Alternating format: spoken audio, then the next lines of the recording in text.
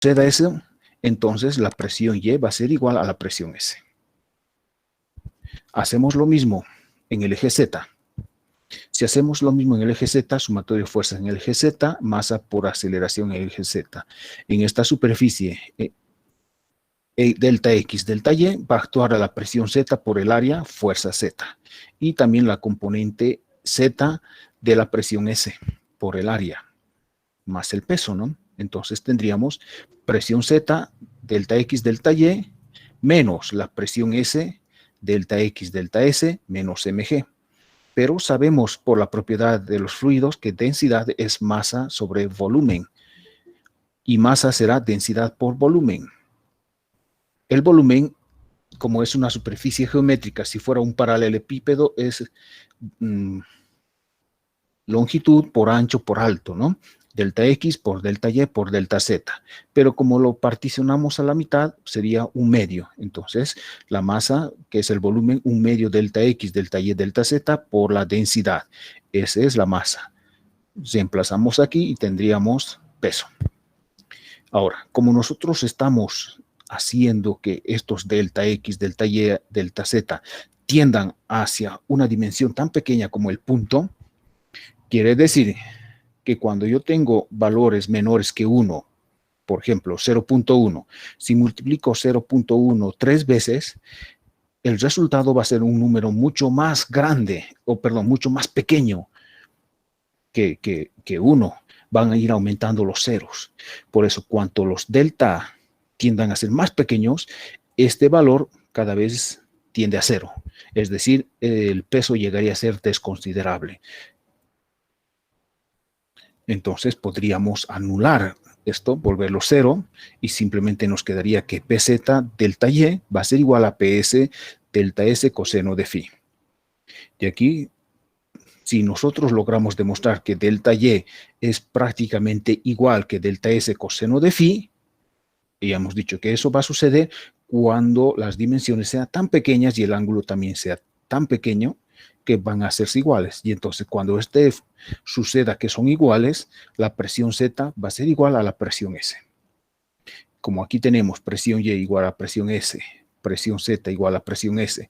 Si hiciésemos en el eje X, vamos a obtener presión X igual a presión Z. Eso significa que la presión S es igual a la presión X, igual a la presión Y, igual a la presión Z, igual a todas las presiones.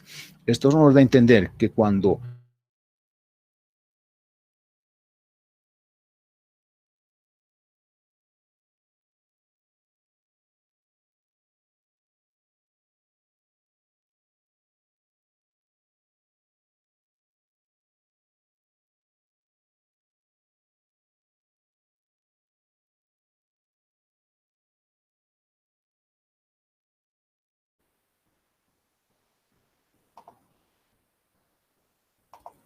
eso nos da a entender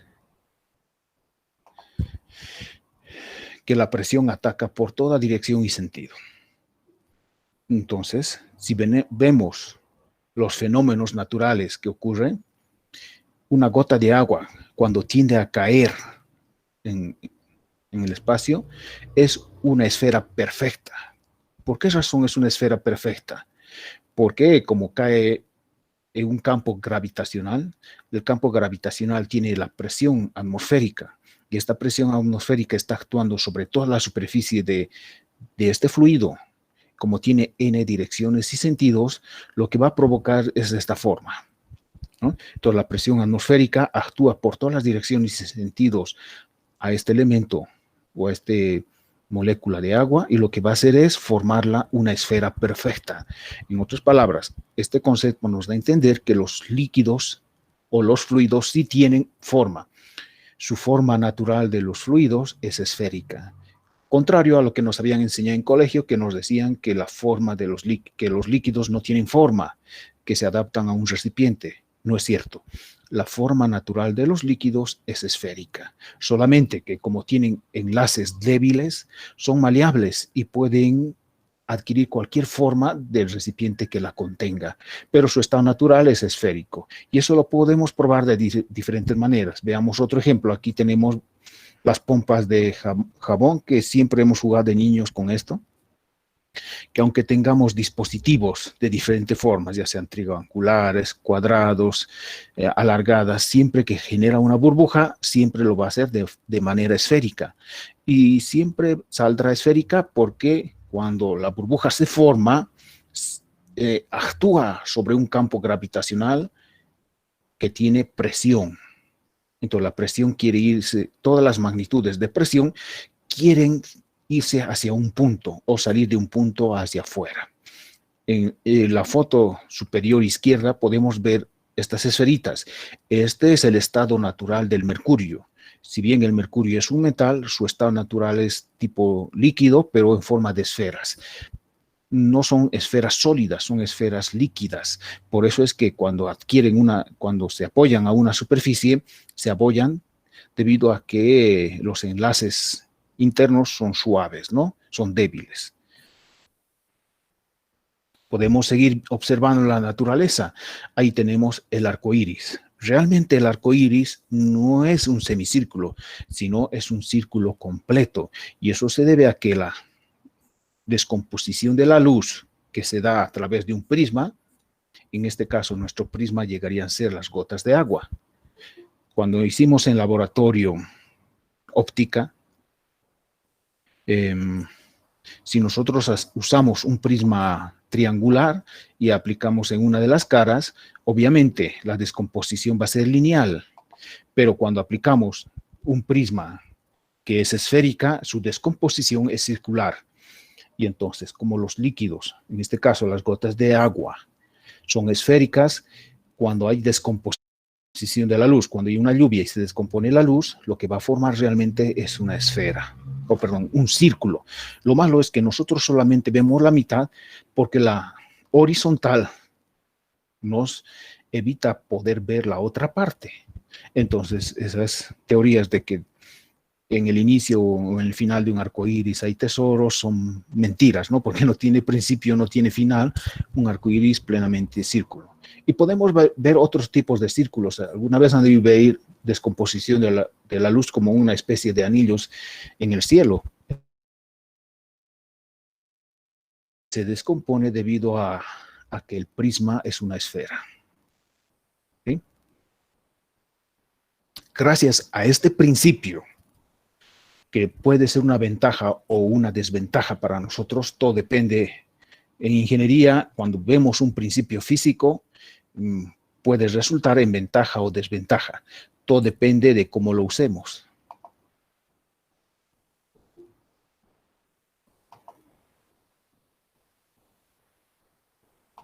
Si nosotros aplicamos bien y entendemos el concepto de este principio de la presión que tiende a ser tensorial, podemos entonces aplicar la ingeniería y empezar a diseñar. Y un diseño que tenemos es justamente este. Ya les había mostrado este recipiente que es una esfera en la cual se diseña y se construye bajo norma ASME 8, recipientes a presión. Entonces, se ha demostrado que los recipientes que quieren almacenar gases a alta presión, la forma más correcta es una esfera perfecta. Nosotros hemos construido una esfera y la esfera que ahora se tiene funcionando tiene 38 milímetros de espesor. Si esa esfera o si quisiéramos hacer otro tipo de recipiente, ya sea cilíndrica, para almacenar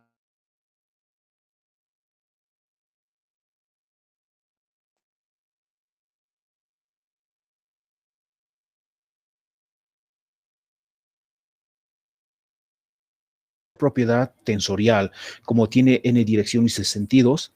En este caso, contrario a lo que hemos hablado, que la presión va de afuera hacia un punto, en este recipiente la presión va a ir de un punto hacia afuera. Por eso es que si reventaría, lo va a reventar de forma radial. Entonces, en una esfera, ¿cuál es el punto débil para provocar un reventón? Todo punto. La presión actúa en toda dirección y sentido radialmente y en 3 dimensiones. Entonces, si descuidamos una pequeña soldadura, sería suficiente para que esa esfera reviente. No puede haber una falla en este tipo de recipiente. caso contrario a lo que es un vector. Un vector buscaría un punto, como solo tiene una dirección y sentido. Si nosotros lograríamos cubrir la dirección o el sentido de donde está apuntando el vector, solucionaríamos el recipiente, pero no sucede en esto. Como es tensorial, tenemos que cubrir todo, absolutamente todo. ¿Sí? Entonces, vean que si nosotros vemos el principio de la presión, entonces la podemos aplicar a ingeniería. Es una especialidad diseñar, construir y montar esferas. Creo que esta esfera costó $4 millones, si no estoy más, ¿no? Entonces vean que sí, es más. Si bien aquí hay una empresa grande, gigante en cuanto a esta rama que es Carlos Caballero, no tiene el equipo adecuado para hacer las tajadas, diríamos, como una especie de naranjas, para curvear. No tiene esa capacidad. Así que estas planchas se las curvió en Argentina. Se las trajo a Bolivia y recién se soldó. Entonces aquí ya se empalmó con personal de Bolivia, toda la soldadura, montaje, pruebas, tratamiento térmico y todo ello. También se hizo la ingeniería, pero la curvatura como tal se tuvo que hacer en Argentina. No tenemos entonces una empresa a tal magnitud. Y todo eso provoca que sea caro, ¿no? Hasta aquí, tal vez alguien que tenga alguna pregunta.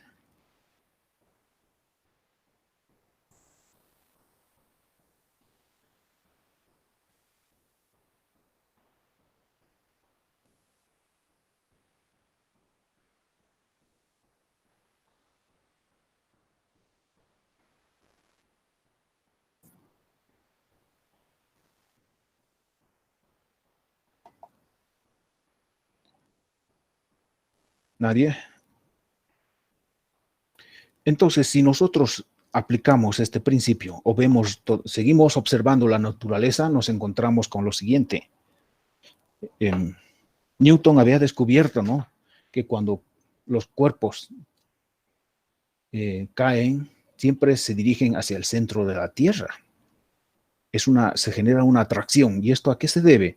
Esto se debe al campo gravitacional, porque todo campo gravitacional genera una fuerza, y fuerza sobre superficie es presión. Entonces, este campo gravitacional genera la presión atmosférica, y esta presión atmosférica por superficie genera fuerza. Eso significa que todos los elementos que se encuentran sobre la superficie de la Tierra van a tender a dirigirse al centro de la Tierra, debido a esta característica o a esta propiedad. Gracias a ese principio es que todas las personas que estamos sobre la superficie de la Tierra no nos caemos, porque nos atrae esa fuerza hacia el centro. Si no habría entonces el campo gravitacional, sería muy difícil estar sobre la superficie de la Tierra y no caernos al espacio. Por tanto, es importante que exista el campo gravitacional. Y si sería demasiado fuerte, entonces tampoco no podríamos levantarnos. Y si solo sería un vector, nos atacaría a la cabeza y no podríamos crecer ni realizar los diferentes movimientos que le hacemos, ¿no? Entonces vean que es una cualidad muy grande de aquel que diseñó este fenómeno físico, ¿no? Y nosotros la podemos estudiar como un principio y aplicarla. Una de ellas, como les digo, es construir esferas. Otra muy interesante también que se ha usado mucho tiempo son la fabricación de perdigones. Porque si nosotros tenemos un taller mecánico, es muy difícil tornear una esfera perfecta. Y con esas dimensiones tan pequeñas, y un perdigón, qué sé yo, de 0.5 milímetros de diámetro que cuesta tan barato, creo que una docena costará pues un boliviano, tal vez menos. Pero fabríquenla, es muy difícil. Y que le salga perfectamente esférica. Para que los rodamientos funcionen, las esferitas o los perdigones tienen que ser perfectamente esféricos. Entonces, con un torno es difícil fabricar, Con un CNC tampoco, no es posible. Semejante dimensión tan pequeña. ¿Sí? Para sacar moldes, habría que tener la base, ¿no? Tener esferas perfectas que nos permitan sacar los moldes. Y sin embargo, cuando sacamos moldes para que salga fino, con una superficie aceptable, habría que desbastarla y ahí nuevamente entramos al torneado, que no se puede. O lijar esferita por esferita. ¿Y quién haría este trabajo para que una docena cueste un boliviano? ¿Verdad que es difícil? Es entonces que lo que se hace es echar un metal líquido a un recipiente grande que tiene fluido. Obviamente, cuando hablamos fluido nos imaginamos agua, pero para que el enfriamiento sea lento, recuerden un poco, cuando hay fiestas para las vírgenes, todos siempre vienen unos yatiris, ¿no? En la cual tienen unos sartencitos y están fundiendo aluminio. Y te dicen, venga, se lo voy a leer su suerte, su futuro. Y lo que hacen es fundir el aluminio y te hacen echar a un recipiente de agua. Y por ese cambio térmico, entonces se solidifica inmediatamente y empieza a generar formas bruscas. Y ellos interpretan que es una casa y todo. Pero a lo que me voy es eso. Cuando está en estado líquido un metal y lo echamos sobre un fluido a diferente temperatura, ¿no? Temperaturas bajas, empieza a solidificarse. Por tanto, si nosotros usamos ese principio, pero controlamos la temperatura, hacemos que este fluido no se solidifique de manera inmediata, sino con el pasar del tiempo. Entonces vamos a tener diferentes capas de fluidos a diferentes temperaturas. Tendremos aceites, primero hacia arriba, y a medida que vaya bajando, y al final será agua. Y cuando vertimos una cantidad X de fluido líquido, metálico obviamente, va a ir bajando este metal hacia el fondo porque tiene mayor densidad que todos los fluidos, se va a ir hacia abajo. Pero como la presión es tensorial y los fluidos generan presión, al pasar por los diferentes fluidos, diferentes temperaturas, esta presión lo va a rodear a esta masa líquida y lo que va a hacer es, imagínense que esta masa líquida es como una plastilina, entonces la presión le va a ir dando forma poco a poco, y a mayor profundidad que vaya yendo, va a haber mayor presión. Entonces, la mayor presión, mayor fuerza, y esta fuerza cada vez lo va a hacer más esférico. Entonces, cuando llegue al último fluido, el sólido o el metal será sólido con una forma de esfera perfecta. Y si nosotros sabemos qué cantidad de volumen va a generar ese diámetro de esferita, entonces cada vez que yo quiera sacar este tipo de esferas, tendré que colocar el mismo o la misma cantidad de volumen. Y de esa manera podré formar N perdigones, todas perfectas, esféricas y con el mismo diámetro. Entonces vean que es otro principio aplicado para construir una fábrica de perdigones y por eso tan barato, ¿no? ¿Sí? Entonces nosotros lo que queremos es extraer el principio como tal para que ustedes como ingenieros puedan aplicar después. Se les ocurra algo y lo apliquen. Y ahí tenemos, ¿no? Entonces, la ecuación básica de la estática de fluidos. Primero estamos diciendo que la presión cuando actúa en un punto o cuando la presión sale de un punto es tensorial. Quiere decir que tiene la misma magnitud y muchos vectores, diferentes direcciones y sentido, pero con la misma magnitud. Pero, entonces la pregunta es, ¿y cómo varía la presión? Ahora vamos a demostrar cómo varía la presión. Nuevamente, trabajamos en el sistema coordenado X, Y, Z, y esta vez trabajamos en un cubo que tiene varios lados. De igual forma, la cara o el plano XZ será muy similar al plano YZ en comportamiento, porque solo hay dos caras, pero en el plano XY ya es diferente, porque en ese eje tenemos el peso, ya son 3 fuerzas. En cambio, en los otros 2 ejes solo hay 2 fuerzas de cada cara. Por tanto, si nosotros demostramos de una de las caras, la otra cara queda demostrada. ¿Sí? Y en este caso, si hiciéramos sumatoria de fuerzas en el eje X o en el eje Y, en este caso sería el eje Y. ¿Sí? Ahí me quedo confundido, sería el eje Y. Si hacemos sumatoria de fuerza en el eje Y, tendríamos presión. Ahora, como hay una distancia entre la cara del lado izquierdo a la cara del lado derecho, hay una distancia de Y, de X, de Z. Como queremos demostrar cuál es la variación de la presión, vamos a usar ecuaciones diferenciales.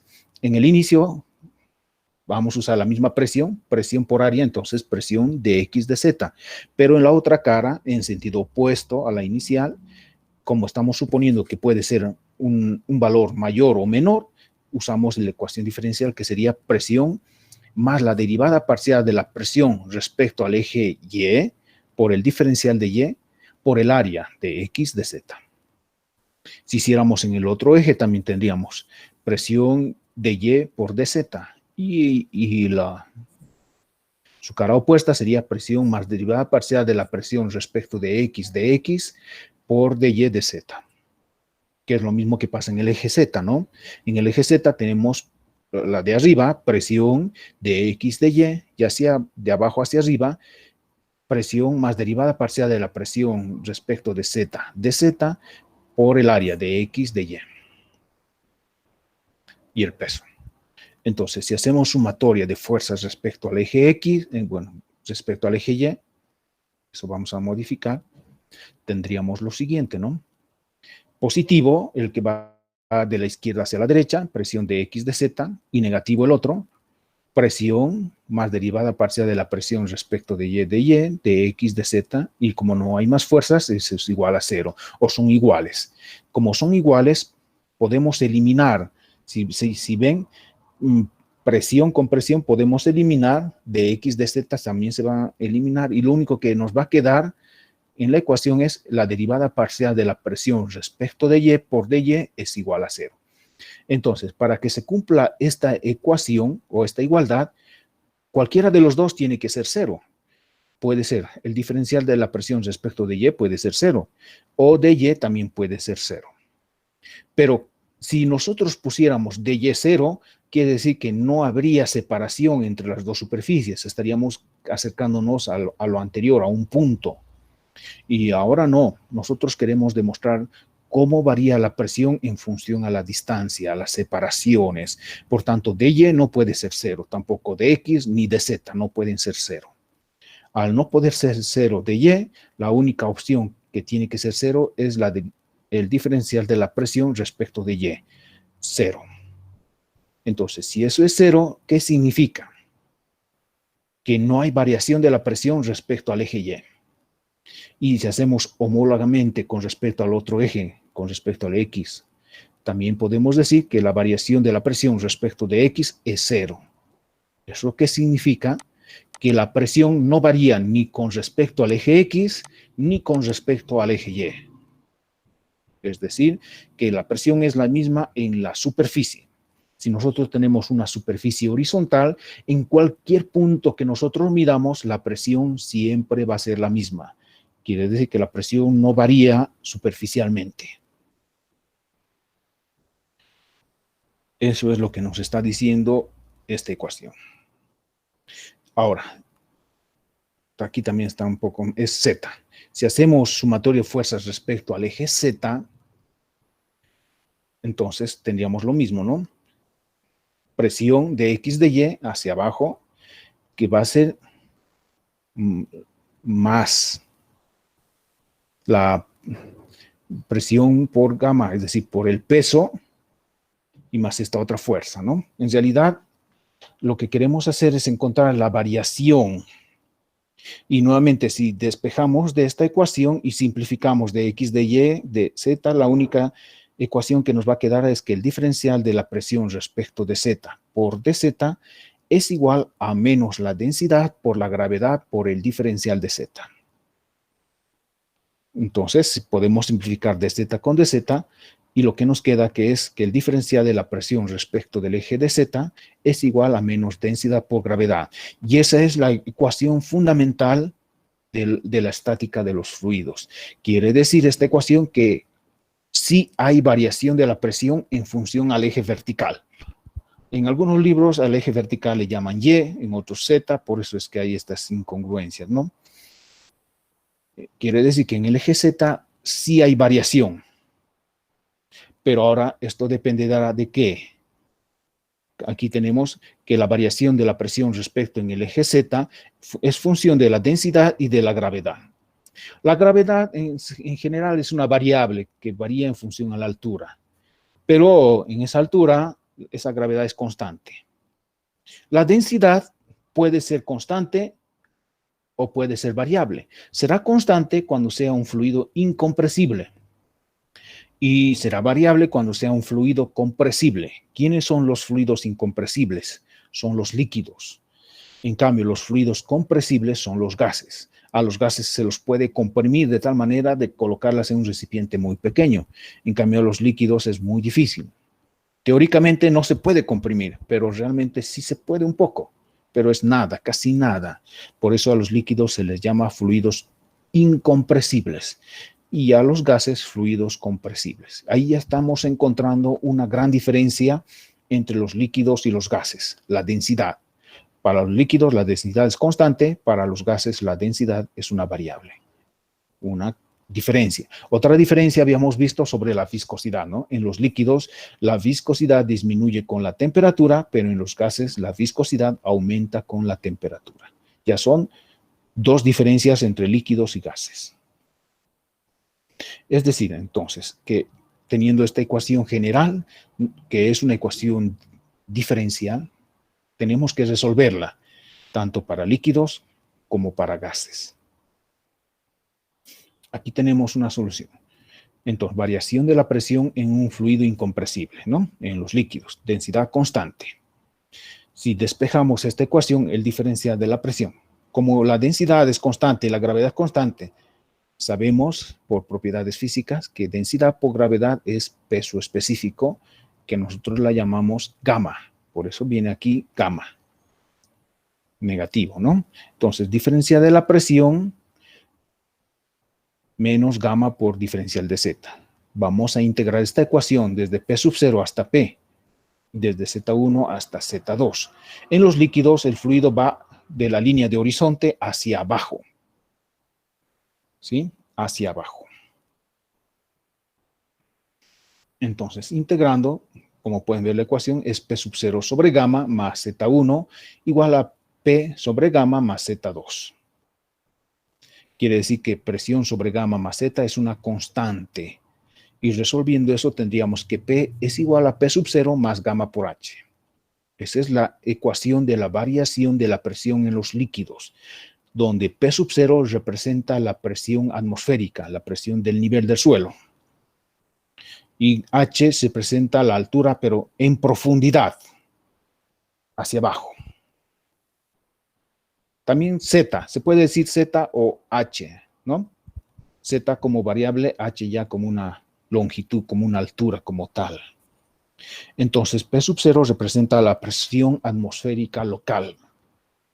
Ahora vamos a ir definiendo los diferentes conceptos de presión también. Pero por ahora, este P sub 0 normalmente cuando trabajamos con líquidos, la consideramos 0. En realidad no es 0, pero estaríamos trabajando con sistemas relativos. Es como mover nuestro origen X y Z para hacerlo más fácil el problema. Por eso es que no nos interesa mucho. P sub 0 para nosotros cuando trabajemos con líquidos va a ser 0. Cuando trabajamos con gases no puede ser 0. En los gases se trabaja con presiones absolutas, no con presiones relativas. En los líquidos sí trabajamos con presiones relativas.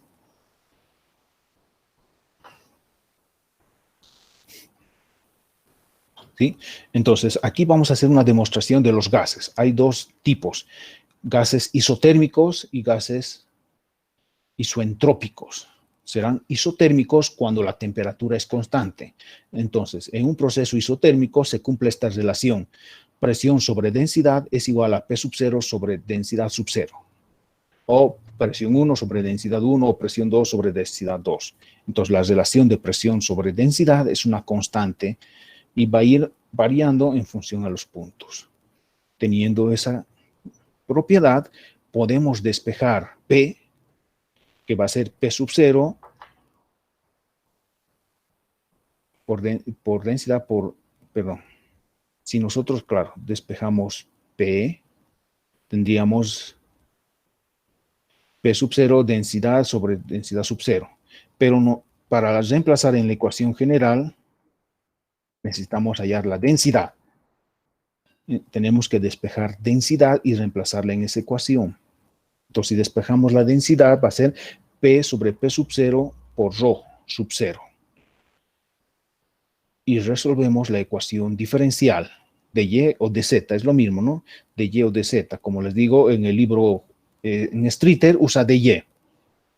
Pero para mantener el sistema universal definido X, Y, Z, siendo Z el eje vertical, normalmente preferimos trabajar con Z, ¿no? Pero como esto ha sido extraído del libro, para que tenga congruencia, lo he puesto Y.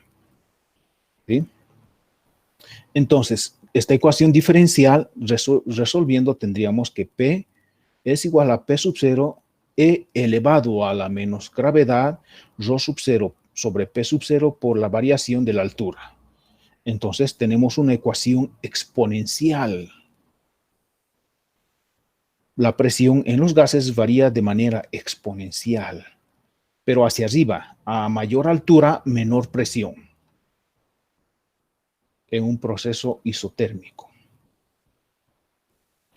Pero en un proceso isoentrópico, donde la temperatura también es una variable, tenemos que usar esta ecuación. Temperatura es igual a T sub 0 más beta Y, o beta Z si quieren, donde beta es una constante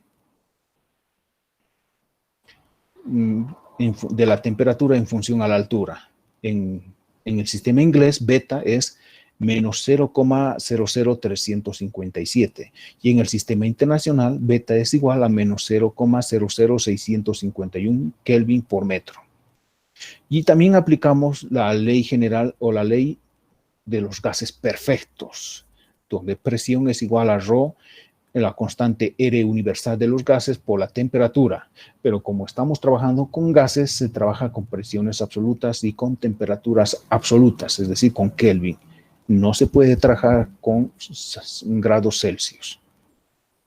De esta ecuación de los gases perfectos despejamos densidad, que va a ser igual a la presión sobre la constante universal de los gases R por la temperatura. Y como la temperatura también es una variable, usamos la ecuación de arriba, donde va a ser T sub 0 más beta Y. Y reemplazando en la ecuación general de la variación de la presión, diferencial de presión respecto de Z es igual a menos ρ por gamma.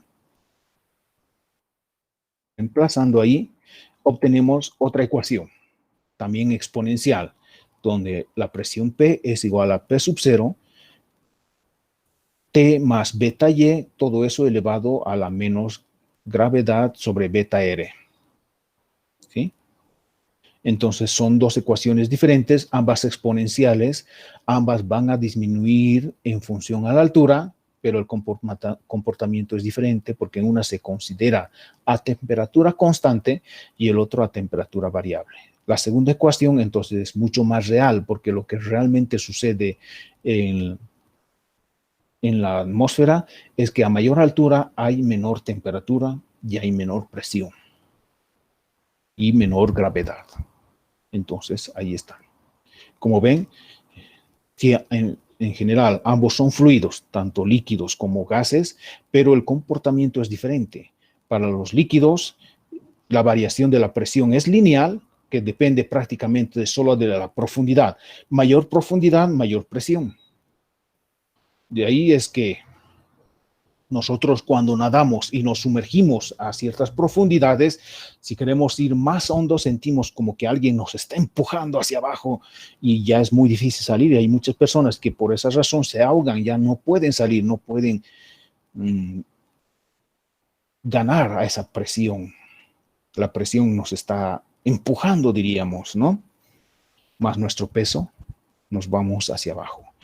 Es más, para una persona poder bucear, ¿no? Porque esa es la palabra correcta. Cuando entra a las profundidades del agua, para poder bucear, tiene que usarse un equipo especial. No sé si han visto la película Hombres de Honor. En esa película se muestra sobre los marines. Para los marines todo un honor, ¿no? Y tener que bucear. Y antes el traje, ¿cuánto pesaba? 200 kilogramos el traje. Y el último creo que cuando lo mejoraron y todo, creo que pesaba hasta 400 kilogramos. Entonces, un hombre para poder bucear tenía que ser capaz de soportar todo ese peso encima. Y sin embargo, con ese traje sumergido a profundidades, solo podía sumergirse cierta cantidad de altura. Porque, ¿qué pasa? A mayor profundidad, mayor presión. Y esa presión significa mayor fuerza. Hay una fuerza que está empujando y quiere destrozar, porque esta fuerza quiere ir de afuera hacia adentro. Para poder soportar, tendría que ser de mayor espesor, y al ser mayor espesor, entonces tiene que ser más pesado, ¿no? Por esa razón, una persona sin protección alguna no puede llegar ni siquiera a una profundidad, no sé, pongámosle de 5 metros, 6 metros. A esa profundidad la cabeza puede reventar debido a la presión del fluido. Necesitamos protección. Pero vean cómo es, ¿no? La naturaleza, los peces que pueden vivir a grandes profundidades no tienen trajes especiales como los buzos para soportar esas presiones. ¿Cómo lo hacen? ¿Cómo pueden soportar tan alta presión y no reventar, no morir? Si nosotros podríamos aplicar ese principio, podríamos diseñar máquinas, ¿no? Y ahí es que se ha diseñado una máquina que es un submarino. Los submarinos pueden ya sumergirse a profundidades grandes. Entonces, aplicando el principio, se pudo construir estas máquinas. Si nosotros vemos o observamos a las ballenas, por ejemplo, las ballenas son mamíferos, pero que viven en el agua. ¿Cómo hacen para sumergirse a grandes profundidades una ballena? ¿Cómo hace?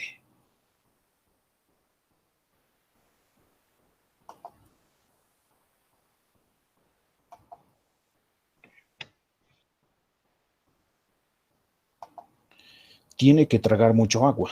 Entonces, al tragar agua, genera un peso. Y al tener mucho peso, lo que va a hacer es sumergirse. Cuando quiere salir a la superficie, ¿qué hace? Bota el agua. Al botar el agua, tiene menos peso. Por tanto, va a empezar a flotar. Ya vamos a hablar también de ese principio que se llama fuerza de empuje. Pero la naturaleza es sabia. En realidad, nosotros como ingenieros, si queremos hacer algo nuevo, tendríamos que ser muy observativo a la naturaleza. En otras palabras, nosotros no inventamos nada, solo descubrimos de la naturaleza y lo aplicamos ingeniosamente a una máquina. Todo lo que el hombre ha hecho es simplemente observar la naturaleza y darle un sentido físico para poder aplicar. Entonces se descubre el principio y se le aplica. Por tanto, nosotros deberíamos ser grandes observadores de la naturaleza para poder seguir descubriendo más principios y más. Ahí viene, por ejemplo, cómo una luciérnaga puede generar su propia luz, cómo una anguila eléctrica en el agua puede generar 5.000 voltios en una descarga. Y así podríamos preguntarnos de muchos animales, cómo un pequeño escorpión puede generar un veneno tan letal que nos puede matar. ¿Sí? Entonces, si somos observativos, podremos tener mejores herramientas para nuestro trabajo. ¿Sí? Entonces, eso les muestro, estas tres ecuaciones les muestro simplemente para ver que hay diferencias entre líquidos y gases. Ambos son fluidos, sí, pero hay diferencias. Y nosotros simplemente nos vamos a abocar a esta ecuación. En los líquidos, presión igual a P sub 0 más gamma por H, o más gamma por Z, si le quieren llamar, donde P sub 0 es la presión atmosférica local. Esta tablita nos va a ayudar mucho a comprender sobre lo que es presiones.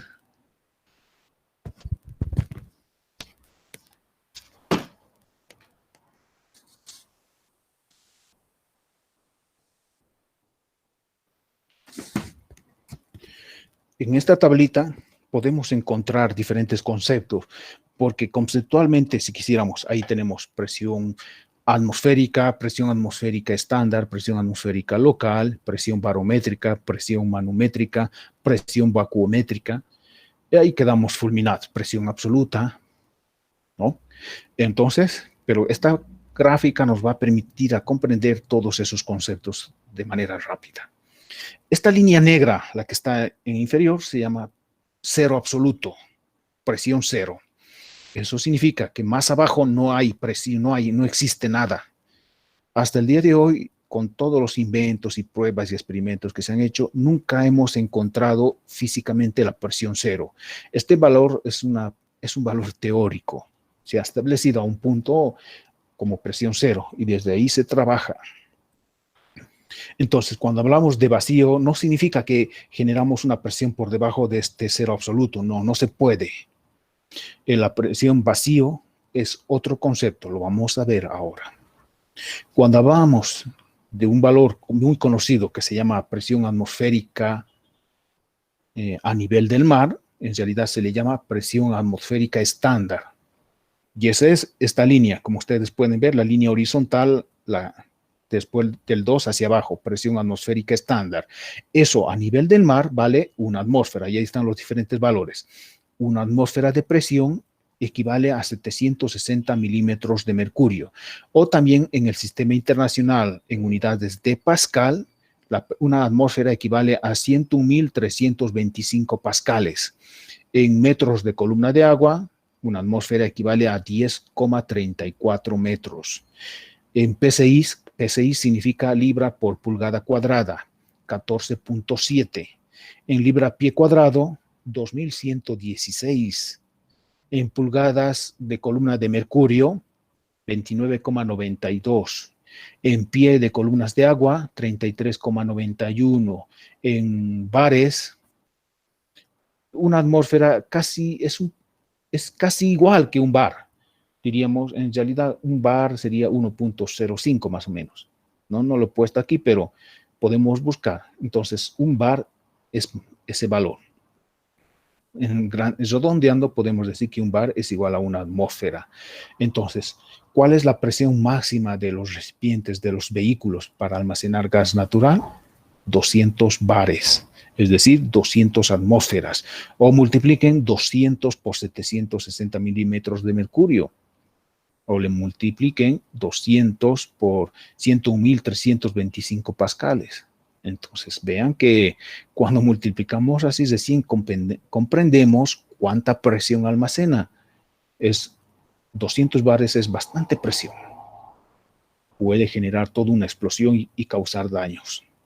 Pero cuando uno va a cargar, y nos dicen, bájense del truck y vamos a cargar, no le damos la importancia, ¿no? Ahí estamos aladitos, renegando, otros se ocultan por no salir del auto, otros están usando su celular cuando dice prohibido usar celulares, ¿no? No le tenemos el debido respeto, porque parecería que 200 bares no es mucha presión, pero sí lo es bastante. Si usáramos otra unidad, kilogramos por centímetro cuadrado, ya entendemos mejor. Quiere decir que un centímetro cuadrado actúa 1 kilogramo, ¿no? Entonces, una atmósfera es prácticamente 10 kilogramos por centímetro cuadrado, más o menos. Entonces, 200 bares es como 2.000 kilogramos por centímetro cuadrado. Eso es lo que estaría actuando si revienta. Entonces, sí es mucho. Por eso hay que tener respeto, hay que cumplir la normativa, es mejor. Si uno carga o está cargando gas, debe alejarse por si pasara una explosión, porque la pregunta es, ¿esos recipientes cuántos años ya tendrá? ¿No tendrá desgaste? ¿Habrá perdido espesor? ¿Harán mantenimiento? ¿Verificarán en qué estado está? ¿Estará abollado? No sabemos en qué condiciones lo manejan. Como no es estricto ese control, cualquier rato puede fallar. Y si han puesto un tiempo estimado, después de 10 años se debe cambiar el tanque, y habrán pasado los 10 años, habrán cambiado. Bueno, entonces, si nos cuestionamos todo eso, como hay incertidumbre, da miedo y es mejor alejarse. Cuando uno esté cargando gas natural, mejor aléjese lo más lejos posible. Es más, todo surtidor debería tener un muro contrafuerte para que la gente que baje del trufi vaya detrás. Por si hay una explosión, entonces el muro lo proteja, pero no hay nada de eso, ¿no? Lo vemos insignificante porque no hemos visto todavía un accidente. Y esto pasará cuando ocurra un accidente y mueran personas, entonces ahí recién vamos a poner el debido cuidado, como este virus, ¿no? Que no pasa nada. Mucha gente anda sin barbijo, no se cuida, pero ¿cuánta gente ya ha muerto? Miles de personas, ¿no? Entonces, si nosotros respetamos, vamos a evitar problemas y accidentes.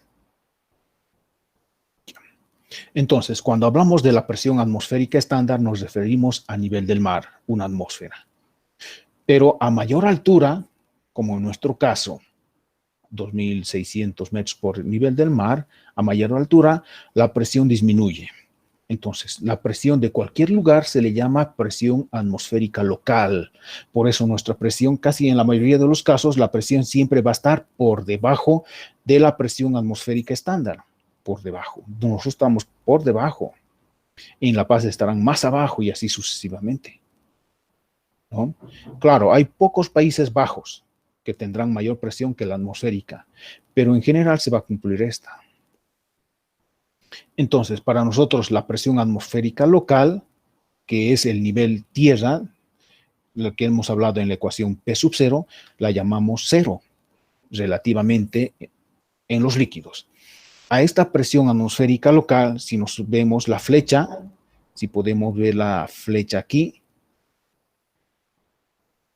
se llama presión barométrica. Entonces, cuando queremos medir la presión de cualquier lugar, tenemos que usar un barómetro.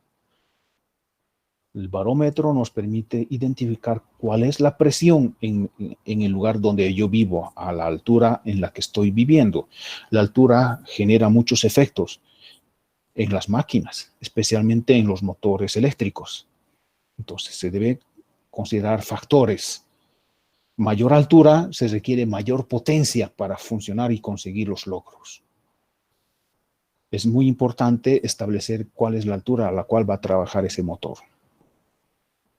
Entonces, esta línea que representa la presión atmosférica local, en la cual todos vivimos, para poder medirla necesitamos un barómetro.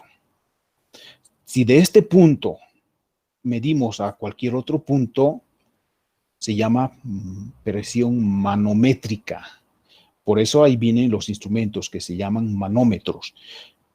¿Los manómetros podrán medir presiones negativas? No, porque la presión manométrica está por encima de la presión atmosférica local, no está por debajo, siempre por encima. Entonces, cuando nosotros tenemos instalaciones de cañerías, de presión, y nos dirá ahí 2 bares, 5 bares, 200 bares, bueno, con los líquidos, ¿no? Con los líquidos. Quiere decir que estamos por encima de la presión atmosférica local. Si marca 0 el manómetro, no significa que el fluido no tiene presión, sino significa que tiene la misma presión que el ambiente, que será un poquito menos que una atmósfera. ¿Sí? Entonces, en los líquidos, a esta línea la usamos como nuestro origen, no al ser absoluto, sino a esta línea segmentada. Por eso nosotros trabajamos con presiones manométricas. Y de ahí viene que el P sub 0 en la ecuación que vamos a usar, P sub 0 valdrá 0 porque estamos usando un eje relativo. Y de ahí para arriba usaremos presiones manométricas. Pero si yo mido desde el cero absoluto hasta el punto de medición, eso se llama presión absoluta. Entonces, la presión absoluta es igual a la presión barométrica más la presión manométrica. Y cuando trabajamos con gases, siempre trabajamos con presiones absolutas. Tenemos que saber cuál es la presión del ambiente y sumarla más la presión del fluido. Porque si nosotros trabajáramos con presión relativa, miren en los gases, si P sub 0 fuera 0, todo se vuelve 0. No podríamos encontrar diferencias de presiones, tanto en un proceso isotérmico como en un proceso isoentrópico, ¿no? Entonces, trabajamos con presiones absolutas.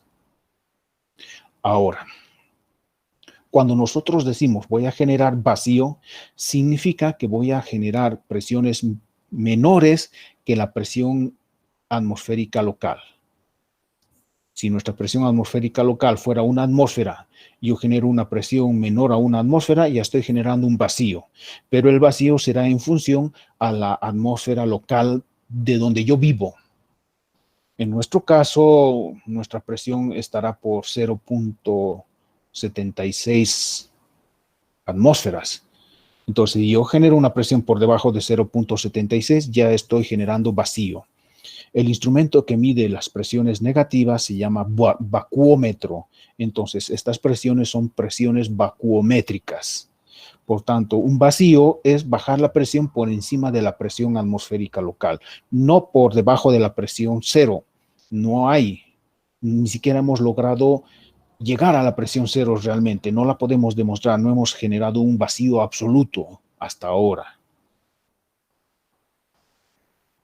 ¿Sí? Entonces, como ven, con esta tablita hemos podido ver las diferentes diferencias de los conceptos de presiones y entenderlas. Tal vez hasta aquí alguien tiene alguna pregunta.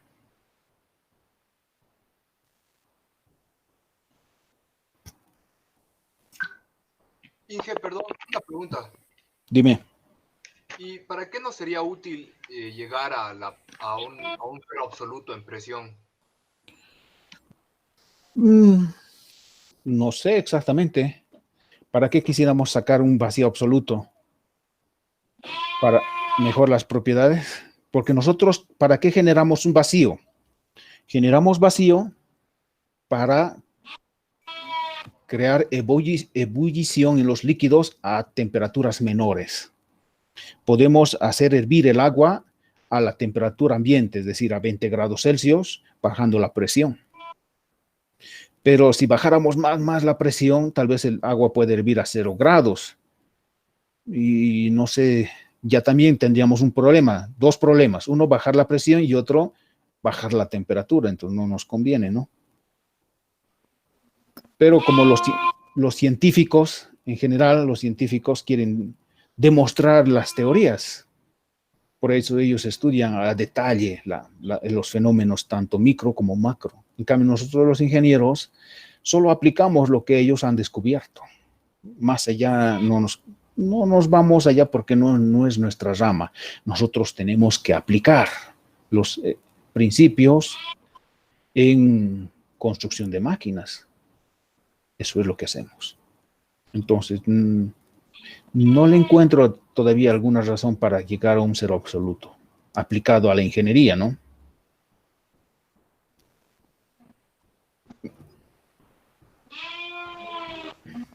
¿Alguien otra pregunta? En el cero absoluto dijo que la presión es cero. ¿En Sí. qué unidades está ese cero? No hay pues unidades. Si es cero, en cualquier unidad de presión, pero en realidad en los sistemas absolutos, ¿no? En el sistema internacional y en el sistema inglés. Es el cero absoluto. En realidad, en todos los sistemas, si tú ves, tendrían que ser cero absoluto. No hay otra medida más allá de esta línea.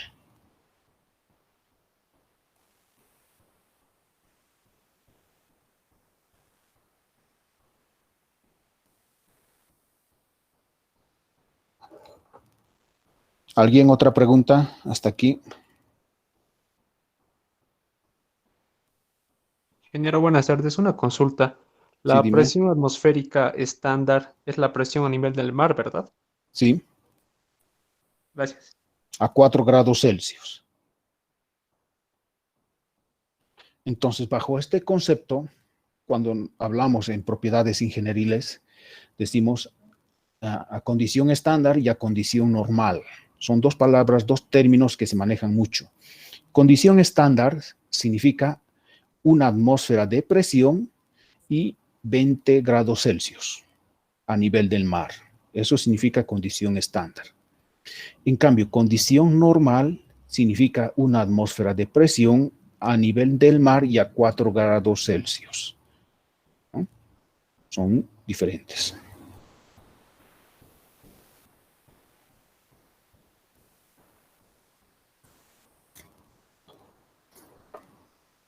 ¿Alguien, alguna otra pregunta?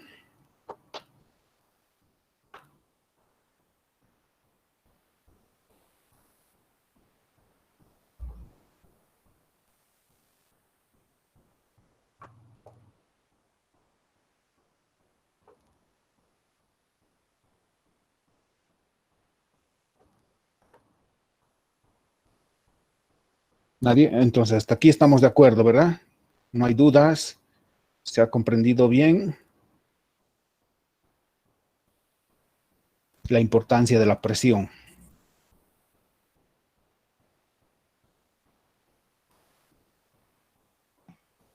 Dije, una consulta rápida, perdón.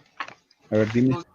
Nos dijo que en los problemas que vamos a estar haciendo, cuando veamos el P sub 0, lo vamos a tomar como 0. Cuando veamos qué, perdón, no se escuchó muy bien. O sea, cuando estemos viendo ejercicios o problemas, el P sub 0 lo vamos a tomar como 0, o sea, solo vamos a trabajar con la presión manométrica. La que Sí, queda. pero en los líquidos. Y como casi prácticamente nuestro programa solo es líquidos, sí, lo vamos a trabajar. Y aún así, en todas las plantas, en el área petrolera, en el área petroquímica, cuando trabajamos con productos líquidos, trabajamos con P sub 0, 0, porque es más fácil medir. Solamente usamos manómetros para medir presiones en la línea. Si trabajáramos con presiones absolutas, tendríamos que usar otros instrumentos mucho más caros. O tener con precisión cuál es la presión barométrica de nuestro ambiente y con los manómetros ir sumando la presión restante para tener la presión absoluta. Es mucho más complicado. Por eso es mejor trabajar con presiones relativas en los líquidos y considerar que P sub 0 vale 0. Es más fácil. Está bien, Inge, gracias. Bueno. ¿Alguien más? ¿Otra pregunta? Singe, una cosa, cuando estamos hablando de la variación de la presión, dijimos que para los fluidos la altura va a representar la profundidad, ¿verdad? Y para los gases o los compresibles va a representar la altura, ¿no? O era al revés. Claro, es decir, para los líquidos la altura aumenta a la profundidad, o diríamos Z negativo. Para los gases, el Z es hacia arriba, positivo. Mayor altura, Ya, menor Inge. presión. En cambio, en los Muchas líquidos, gracias. mayor profundidad, mayor presión. Listo, gracias, Inge. ¿Listo?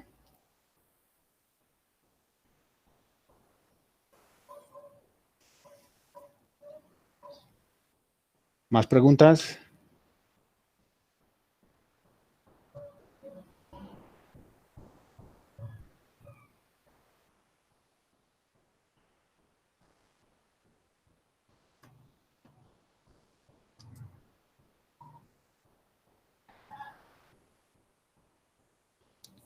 Ya. Si no hay más preguntas, continuamos. Aquí tenemos otro principio que se llaman los vasos comunicantes. Este principio, más que todo, viene de la demostración como tal que hicimos en este caso. Entonces, cuando hemos hecho este análisis y hemos dicho que tanto en el eje Y como en el eje X la presión no varía, Estamos hablando de una superficie, ¿no? De una superficie horizontal. Cuando medimos la presión en una superficie horizontal, no varía. Entonces, si aplicamos este concepto y lo volvemos un principio, tendríamos los vasos comunicantes. ¿Qué significa? Que si yo tengo N recipientes conectados, que pueden tener cualquier forma, si estos recipientes se conectan entre sí y tienen comunicación, y yo empiezo a llenar, ya sea en cualquier recipiente, empiezo a colocar fluido, siempre el fluido se va a nivelar horizontalmente. Va a empezar a llenarse, entonces no importa la forma que tengan los recipientes, siempre van a llegar a la misma altura. ¿Por qué? Porque la presión a la misma altura es la misma. Pero esto falla si yo le pusiera una compuerta o si le cierro un recipiente. Entonces ahí ya no se cumple. Para que se cumpla este fenómeno, los recipientes tienen que estar abiertos a la intemperie y tienen que tener una comunicación. ¿Dónde aplican esto? Esto lo aplican mucho los albañiles para poder sacar nivel. Entonces, ¿qué hacen? Usan una manguera transparente. ¿Les importará el diámetro de la manguera? No. No importa el diámetro, no importa la forma, no importa si en el medio está medio apretado o la manguera no es uniforme, no importa. Lo que importa es que haya continuidad de flujo nada más, que haya comunicación de un extremo a otro extremo. Entonces, una persona agarra un punto X a un lado y la otra persona se va a otro extremo y donde llega el nivel del agua, va a ir echando agua, ¿no? Y se va a nivelar. Entonces, el que tiene la marca a un extremo hace que hasta ahí sea el nivel del fluido y el otro simplemente se aleja y donde llega el fluido, marca. Y con eso logra conseguir una horizontal perfecta. Gracias a este principio que los albañiles lo aplican sin saber por qué, solamente porque alguien le mostró que así se hace, es que podemos ver en las calles las casas rectas. Las ventanas son horizontales, están bien alineadas y aunque en La Paz, donde hay cerros, donde las construcciones son diferentes niveles, aún se mantiene la horizontalidad, ¿no? Entonces vean cómo es que se aplica y hay muchas personas que aplican principios que no nos damos cuenta.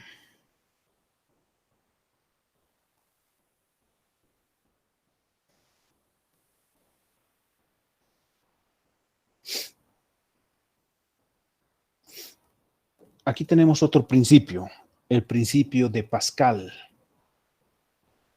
¿Sí?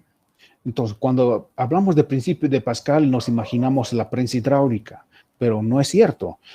Pascal lo que descubrió fue una esfera, un balón, más o menos como este. A este balón le puso N orificios por todo lado y le puso tapones o corchos. Entonces, él quería demostrar qué pasa cuando yo tengo tantos tapones y aprieto por cualquier lugar, ¿quién se dispara primero? Si yo, digamos, apretara, como en este caso, lateral, se abrirá primero el corcho que esté opuesto a esta línea, los más cercanos a esta línea, ¿cuáles se dispararán?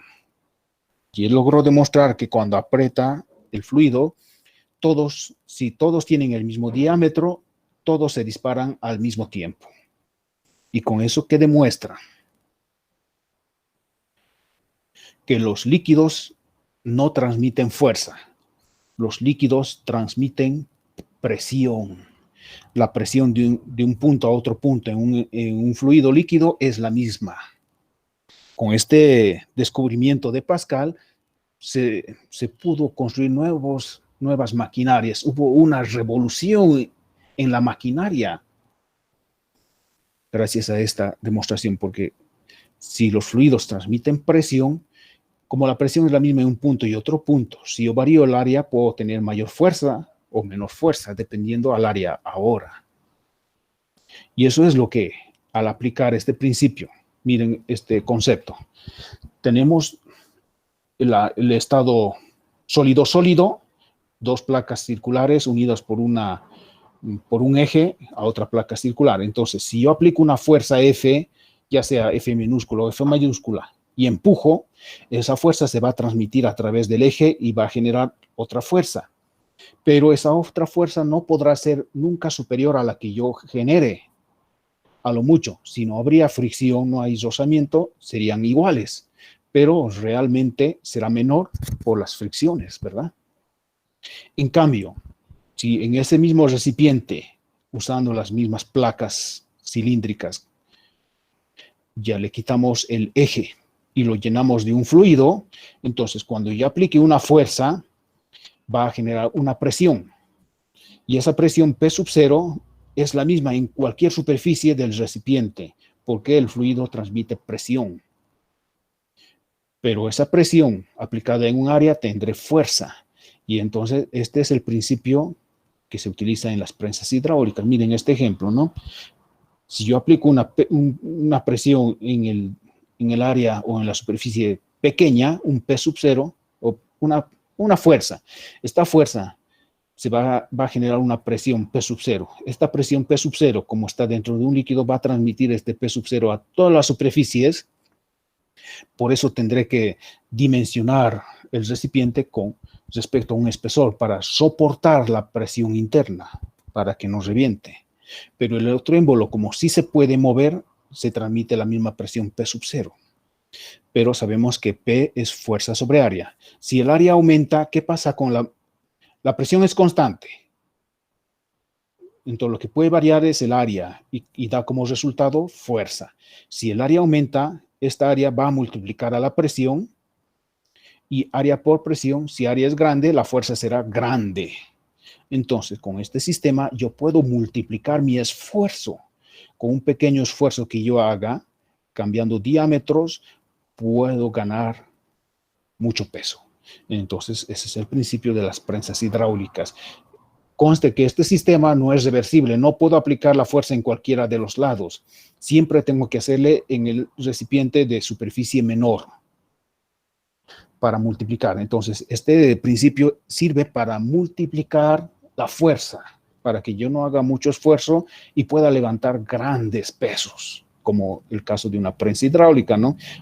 Una gata hidráulica tan pequeñita que con una manito vamos moviendo, palanqueando y sube todo un auto que puede pesar 5 toneladas, que es muy difícil levantarla solo, con una mano la podemos levantar, porque estamos multiplicando nuestro esfuerzo. Pero no funciona al revés. Si yo aplicara mi esfuerzo en la superficie de mayor área, entonces voy a disminuir mi esfuerzo y nadie quiere eso, ¿no? Lo que queremos es hacer menos esfuerzo para ganar más. Entonces, si ustedes ven el ejercicio, con esto yo puedo ganar mucha fuerza. Y gracias a este descubrimiento es que la revolución de las máquinas pues empieza a cambiar. Este principio se aplica también a los frenos, por eso ahora con una simple pisada todas las ruedas se frenan, ¿no? Porque tenemos un sistema hidráulico.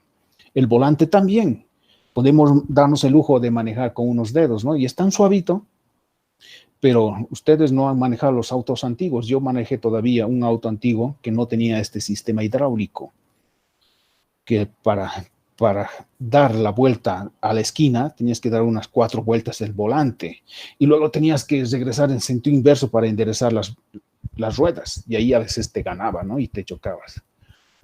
Por eso es que es costumbre hasta ahora, ¿no? Recién se está evolucionando donde los choferes, los que conducían maquinarias tenían que ser hombres, porque se requería mucha fuerza para controlar el volante. Pero ahora con la invención de este sistema hidráulico, es tan suave que no se requiere fuerza, solo precisión. Ya mujeres, niños también pueden manejarlo.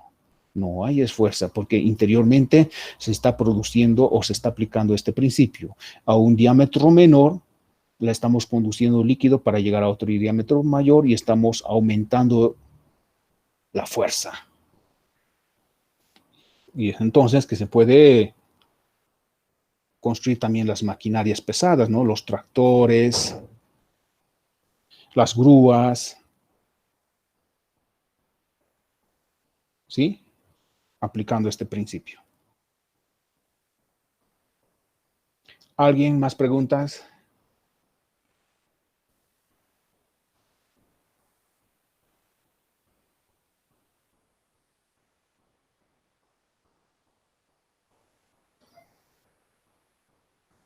por eso es que se dice que los sistemas hidráulicos generaron un boom en la tecnología. Nos facilitaron mucho el trabajo. ¿Dónde no hay sistemas hidráulicos? Los aviones también tienen sistemas hidráulicos para mover los flat, los slabs o los spoilers de las alas.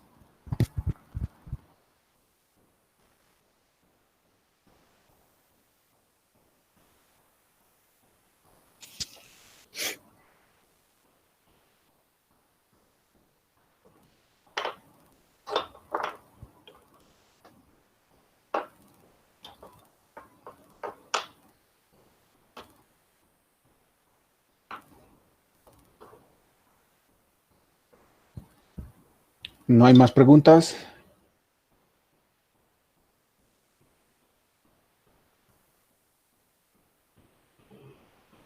Ya, si no hay preguntas, vamos a quedar aquí, ¿sí? Vamos a ver la próxima clase, piezómetros, que ya es lo que nos sirve para empezar a medir las presiones como tal y vamos a hacer ejercicios.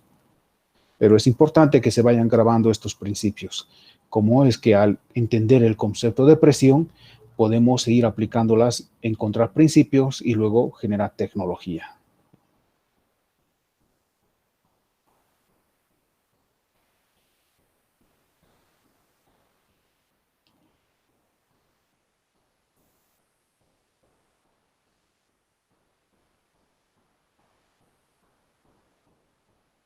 ¿No hay preguntas?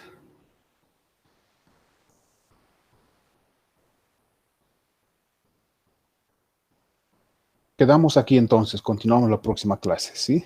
Si no hay preguntas. Gracias, Inge, hasta luego. Nos vemos, que tengan buen día. Aún en casita se puede disfrutar y pasarla bien, ¿no?